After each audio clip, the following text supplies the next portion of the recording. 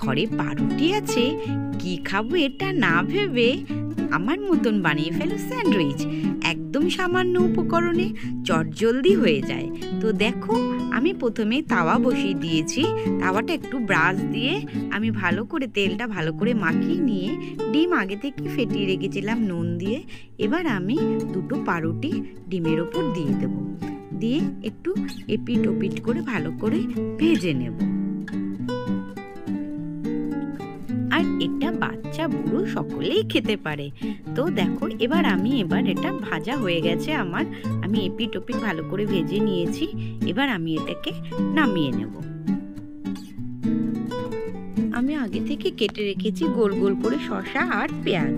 এবার আমি স্যান্ডউইচটার ওপরে আমি পেঁয়াজ আর শসা দিয়ে দেব।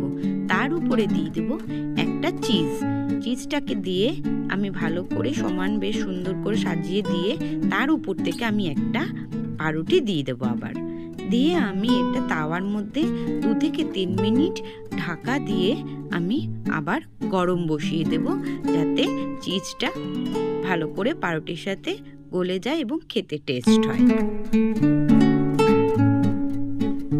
এবার আমি কিছুক্ষণ পর নামিয়ে নিলাম। তো দেখো, নামিয়ে নিয়ে এবার কেটে নিলেই আমার তৈরি হয়ে গেল স্যান্ডউইচ। খেতে ভারী টেস্ট। দেখে চটপট বানিয়ে আমাকে কমেন্ট করে ফেলো তো তোমরা কেমন খেলে। আমি তো বেশ ভালোই খেলাম।